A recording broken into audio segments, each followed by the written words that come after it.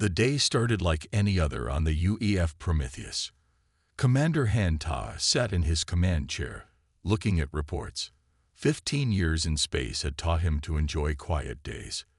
But today would not stay quiet for long. "Commander," Lieutenant Kim Ji called out. Her voice was sharp with alarm. Something just appeared in orbit. Ta looked up at the main screen. His eyes widened.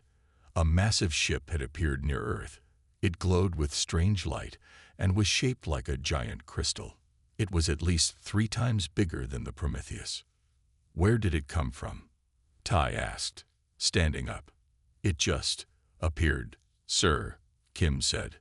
"No warp signature, no engine trace. It wasn't there, and then it was." Major Lee Du moved to stand beside Ta. "Could our sensors be wrong?"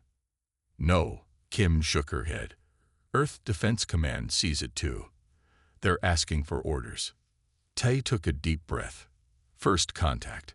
After years of searching the stars, aliens had come to them. But something felt wrong. No greeting, no warning, just a sudden appearance near humanity's homeworld. "Send standard greeting package," Tai ordered. "All languages, all formats." The bridge grew quiet as they waited. The alien ship hung in space, doing nothing. Its crystal surface reflected Earth's blue light. "They're responding," Kim said after 2 tense minutes. "Putting it on screen." The view screen changed. A tall figure appeared. It looked almost human, but wrong in subtle ways.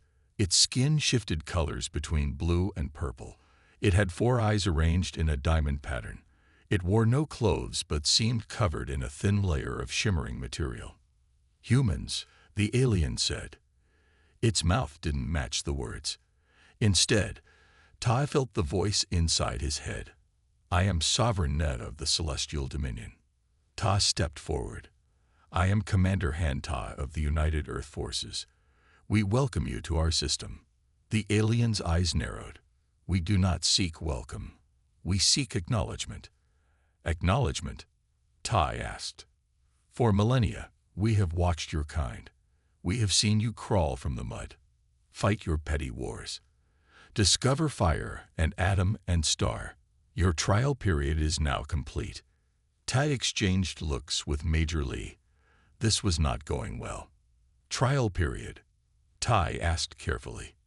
"Yes, we have decided you are ready. Ready to accept your place in the galaxy, under our guidance, under our rule." The alien's skin turned deeper purple. "As your gods." A shocked silence filled the bridge. Weapons Officer Park Sun gripped his console tightly. "Gods," Tai repeated. "I'm afraid there must be a translation error." "There is no error," Sovereignness said. "We have guided 1,000 worlds. We have technology you cannot comprehend. We can destroy or create life with a thought. What would you call beings with such power, if not gods?" Park Sun whispered, "Request permission to tell this god where to shove it, sir." Tai raised a hand to quiet him, but his own anger was rising too. Humanity had fought too hard for its freedom to bow to anyone. "Sovereign Na," Ta said, keeping his voice level. "Humanity respects your advanced technology. But we have outgrown the need for gods. We must decline your offer." The alien's 4 eyes blinked in unison. "Offer? You misunderstand, human. This is not an offer. It is your destiny. Resistance would be unwise." 3 more crystal ships appeared in orbit behind the first, smaller, but clearly warships. "Those who resist our divine will are purged," Na continued. "Submit or face extinction. You have 1 Earth hour to decide." The screen went dark. "Well," Major Lee said, "that could have gone better." Tai turned to Communications Officer Yunja. "Get me Admiral Choi. Priority Alpha." "What are you thinking, sir?" Lee asked. "I'm thinking it's time to show our visitors that humans don't take kindly to threats." Ta looked around at his crew. "Battle stations. Alert all ships in the defense fleet." Red lights flashed as the Prometheus prepared for combat.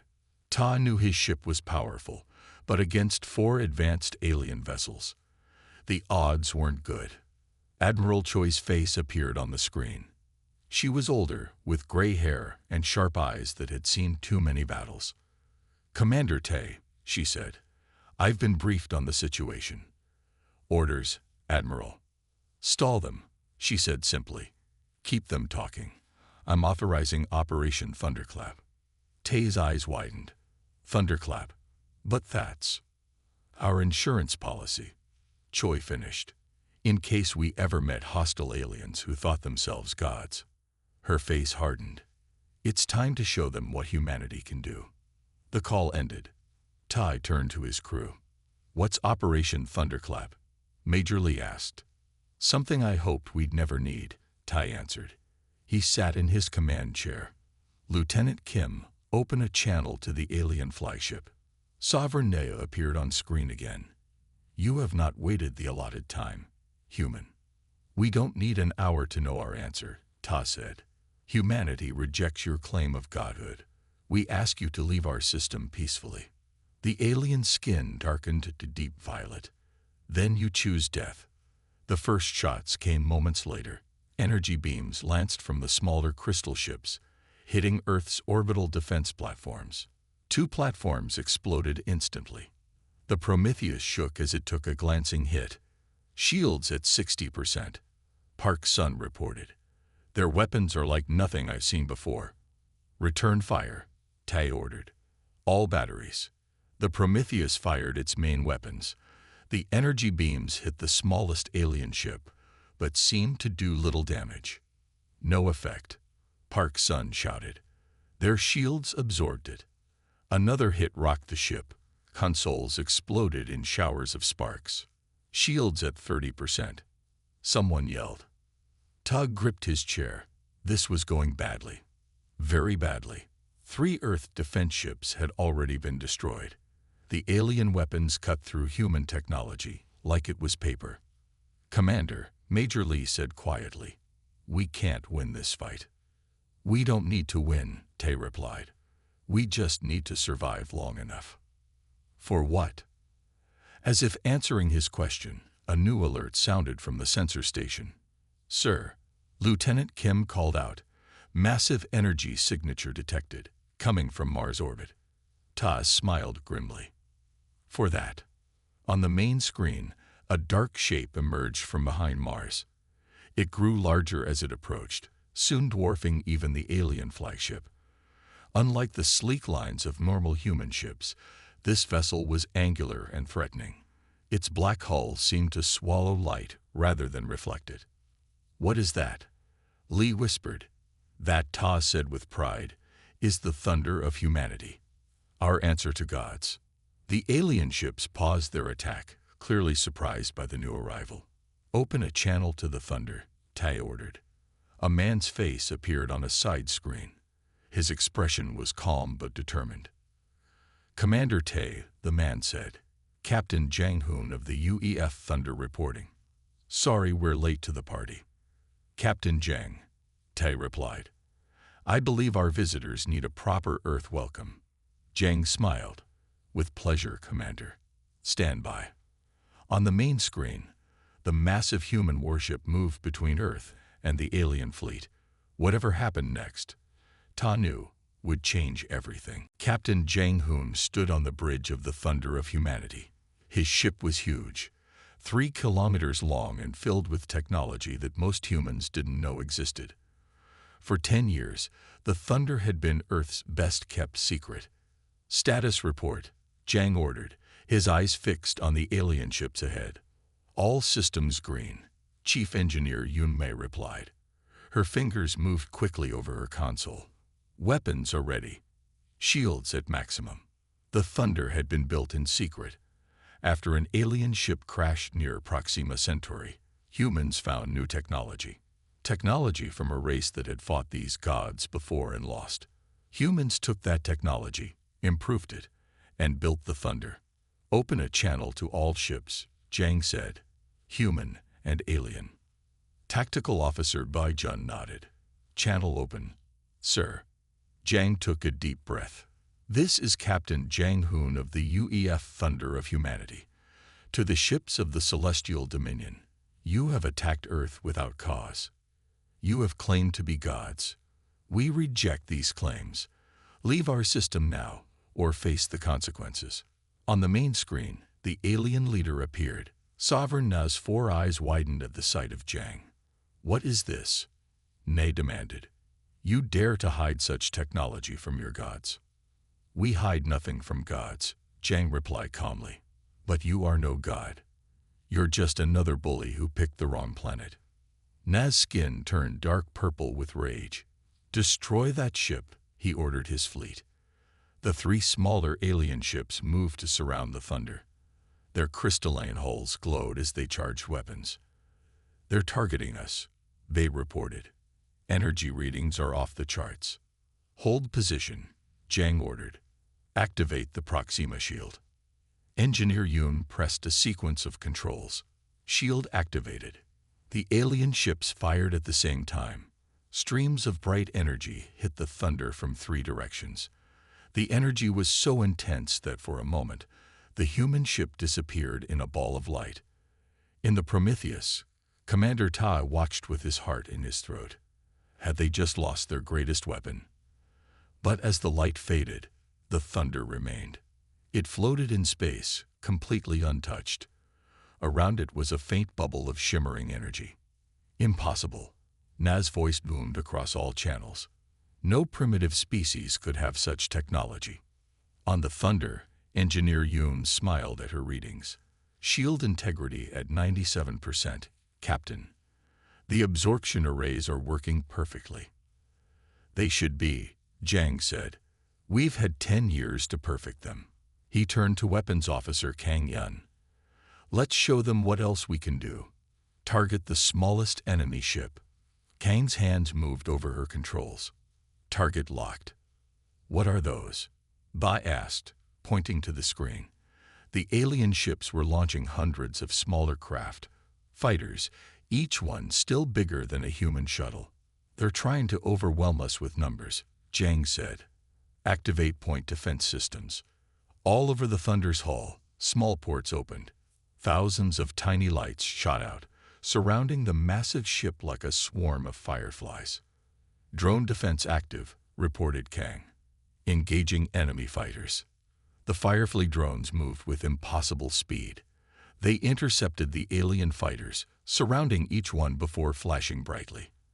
After each flash, an alien fighter was simply gone, not destroyed, but completely disintegrated. In the alien flagship, Sovereign Na watched in growing horror as his fighter fleet vanished. What is this technology? He demanded. Jiang didn't answer. Instead, he gave the order everyone had been waiting for. Fire the gravitational lance. The front of the Thunder opened like a blooming flower. The petals revealed a dark center that seemed to bend light around it. There was no beam, no explosion, just a ripple in space that moved from the Thunder toward the smallest alien ship. When the ripple hit, the crystal ship didn't explode. Instead, it collapsed in on itself. The entire ship crumpled like paper being crushed in a fist. Within seconds, all that remained was a dense ball of matter no bigger than a small car. Silence fell across all communication channels.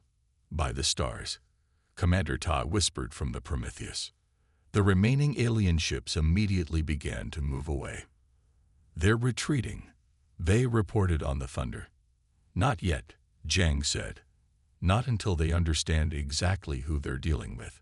Target their engines. Disable, don't destroy. Kang nodded.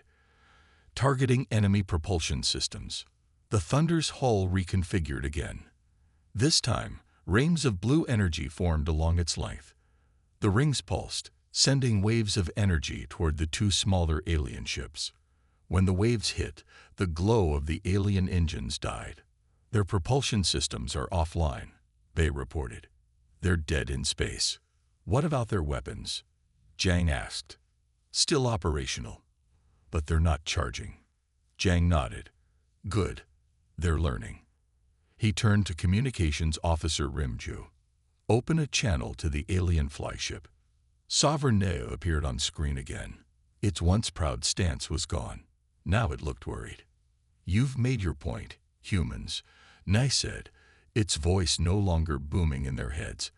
We will leave your system in peace. Not yet, Zhang replied. First, we need to talk about your claims of godhood. Na's 4 eyes blinked rapidly. A misunderstanding. No, Zhang said firmly. Not a misunderstanding. A lie. You are not gods. You are not our superiors. You are just another species with advanced technology. Technology that should not be possible for you to have. Nay burst out. The Proxima species was weak. How did you? The Proxima weren't weak, Zhang interrupted. They just couldn't imagine that someone claiming to be a god would lie, would steal, would kill. Humans have no such problem. He leaned forward. We found their records. We know what you did to them. On the Prometheus, Commander Todd watched the exchange with satisfaction. The aliens had called themselves gods, but now they looked afraid. Afraid of humans. Admiral Choi is hailing us, Lieutenant Kim told him. Admiral Choi's face appeared on a side screen. She looked pleased. Commander, the Thunder will handle the negotiations from here. Bring the Prometheus back to Earth orbit. Yes, Admiral, Tay replied. But he hesitated. Admiral, how long have we had this technology? Long enough, Choi said simply. The Thunder is just the first. There will be more. As the Prometheus turned back toward Earth, Ta looked at the massive black ship dominating the view screen. For years, humanity had feared first contact, had feared meeting a species more advanced, more powerful. Today, that fear was gone. Major Lee, Ta said to his second-in-command, make a note in the ship's log. Sir, today is the day humanity took its place among the stars.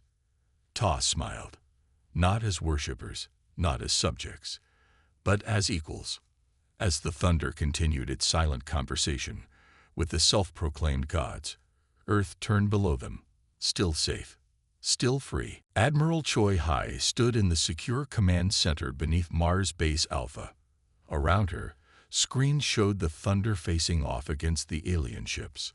The room was filled with high-ranking officers and government officials who had been rushed to the secret facility when the aliens appeared.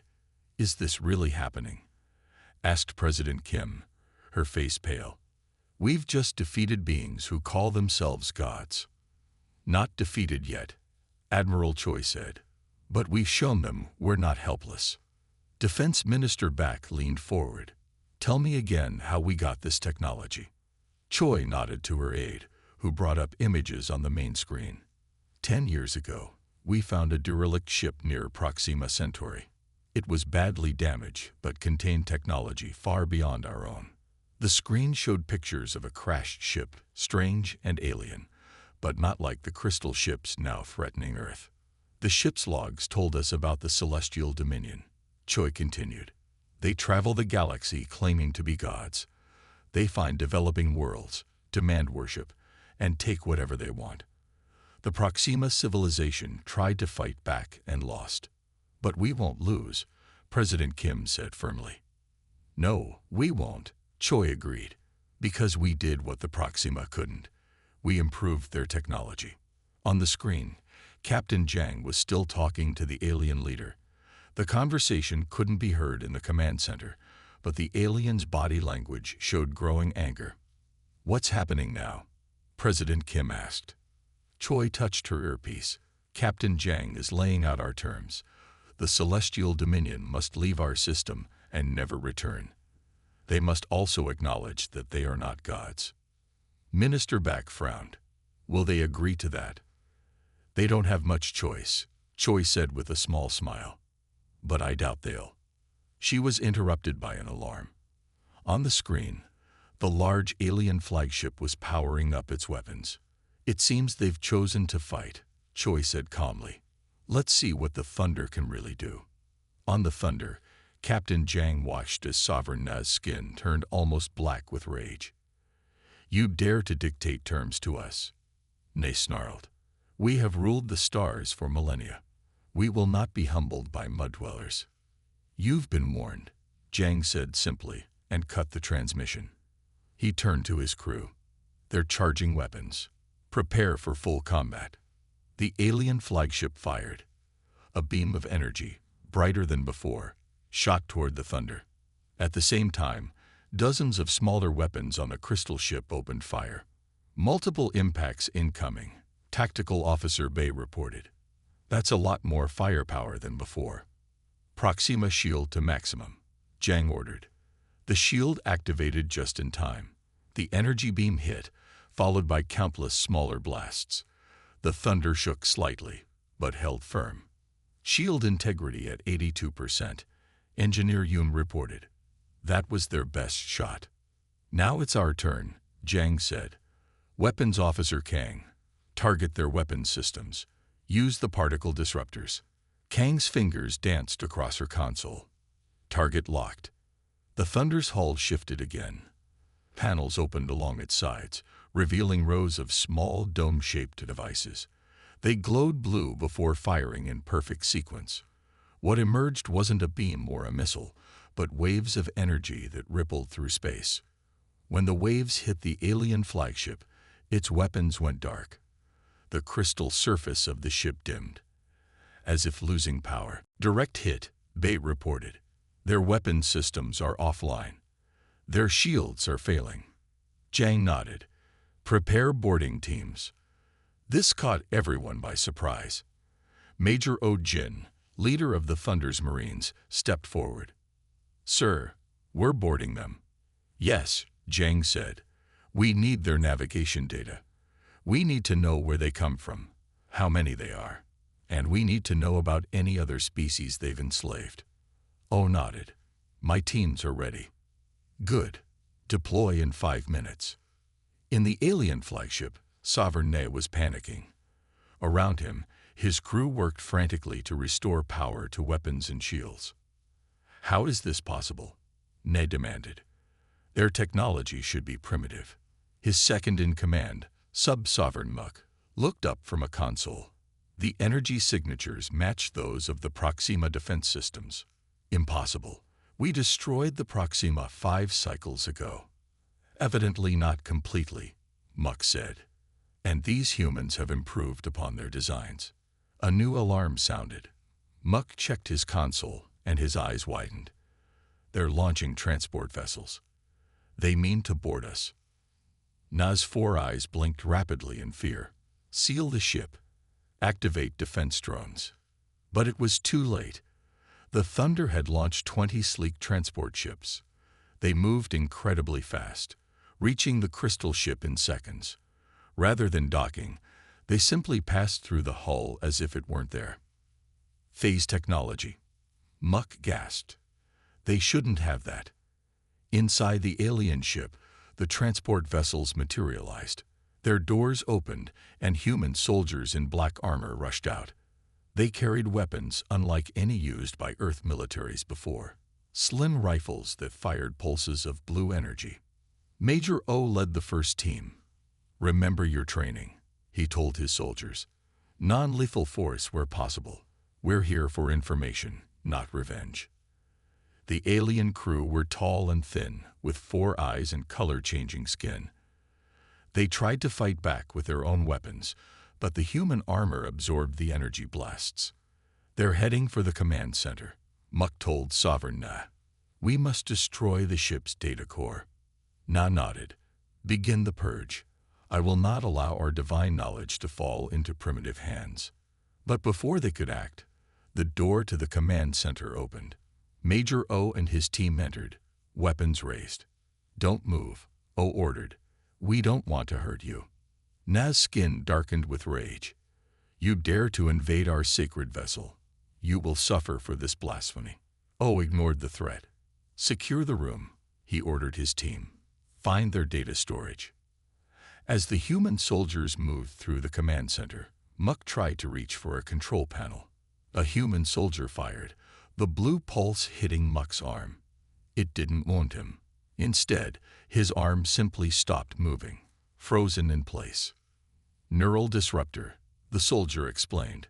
"It won't hurt you much." Within minutes, the command center was secure. Human technicians began downloading data from the alien computers. Everything the Celestial Dominion knew, their worlds, their technology, their history, was being copied. This is a violation. Nay protested. You have no right. Major O stepped close to the alien leader. No right? You came to our world.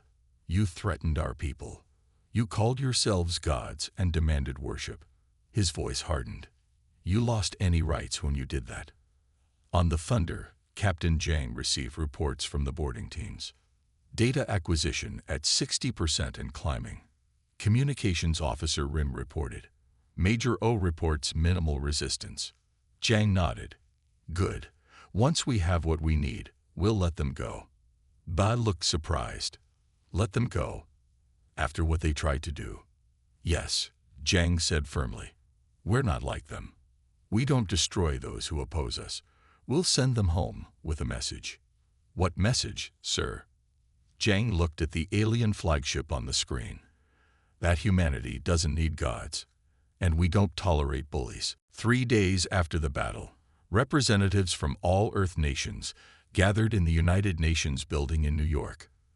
The massive room was packed as Admiral Choi took the stage.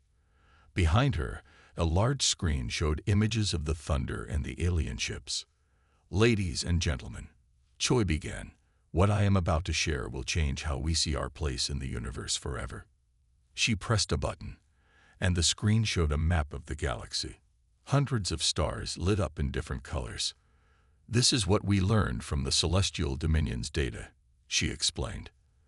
The red stars are worlds they control. The blue ones are worlds they plan to visit. And the green ones, she paused. The green ones are worlds where species fought back and lost. The room was silent as people took in the information. There were many red stars. Too many. Are we in danger? Someone finally asked. Admiral Choi shook her head. Not anymore. The Celestial Dominion will not return to our system. And if they do, she smiled. Well, the Thunder is just the beginning.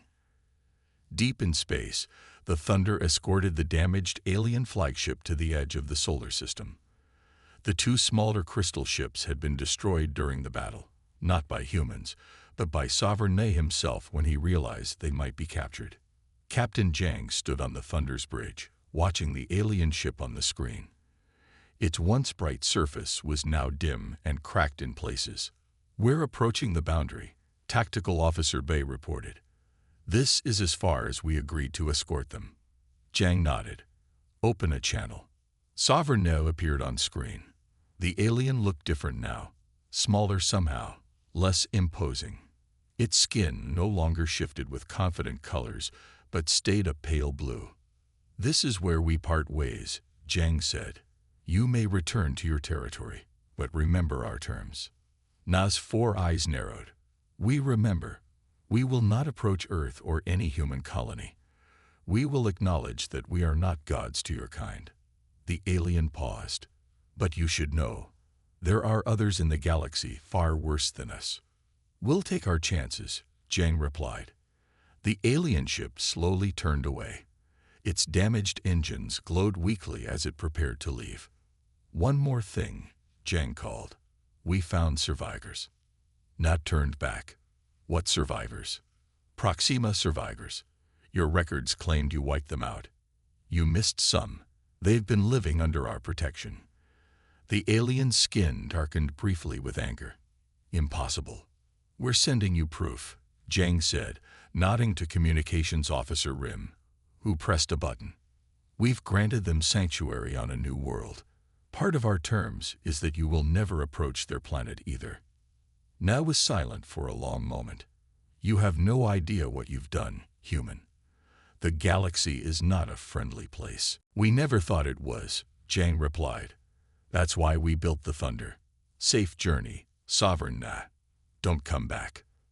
The transmission ended. The alien ship limped away, eventually disappearing in a flash of light as its damaged faster-than-light drive activated. Do you think they'll keep their word? Major O asked. They will for now, Jang said. They're afraid of us. But fear doesn't last forever. That's why we copied their navigation data. If they come back, we'll be ready. 2 weeks later, Admiral Choi met with Captain Jang in a secure room beneath Mars Base Alpha. Through a large window, they could see a massive construction bay. Workers and robots moved around the skeleton of a huge ship, another Thunder-class vessel. The Council has approved the building of 5 more ships, Choi said. This is just the first. Jang nodded.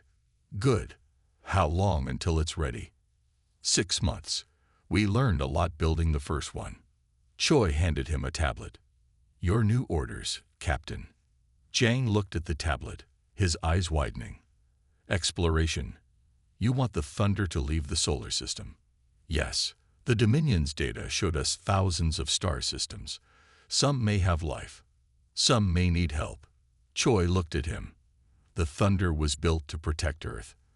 Now it will also be our hand of friendship. What about other threats? Sovereign Ne hinted there are worse things out there. That's why we're building more ships, Choi said. The Thunder won't go alone. You'll lead a fleet.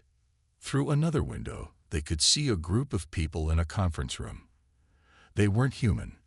They were shorter, with golden skin and 3 eyes. The Proxima survivors, Jang asked. Choi nodded. They've agreed to help us. Their technology combined with ours makes us stronger than either species alone. And if we meet other species being oppressed by gods, then we show them what real gods can do, Choi said with a smile. Or rather, what humans can do. 6 months later, Commander Han Ta stood on a viewing platform with thousands of other people. Above them, in orbit, the Thunder of Humanity was joined by a new ship, the UEF Defiance. Both vessels gleamed in the sunlight, massive and powerful. They're beautiful, aren't they? Said a voice beside him. Tae turned to see Admiral Choi. He nodded. Yes, they are. I never thought I'd see such ships in my lifetime. This is just the beginning, Choi said. With what we learned from the Dominion and with the help of the Proxima, we're advancing faster than ever. In 10 years, we'll have dozens of such ships. And then we go out there and make sure no species ever has to bow to false gods again. She looked at him. The Prometheus is being refitted with new technology. Would you like to join the exploration fleet? Ta smiled. I wouldn't miss it, Admiral. Above them, the 2 massive ships began to move, heading out from Earth. Their mission, to explore, to protect, and to show the galaxy that humanity had arrived. As they watched the ships depart, Tai thought about the aliens who had called themselves gods. They had come to Earth expecting worship, expecting humans to kneel before their power. Instead, they had learned an important lesson, a lesson that the rest of the galaxy would soon learn as well. Humans don't need gods. Humans don't serve gods. And sometimes, when pushed too far, humans can do things that even gods would fear.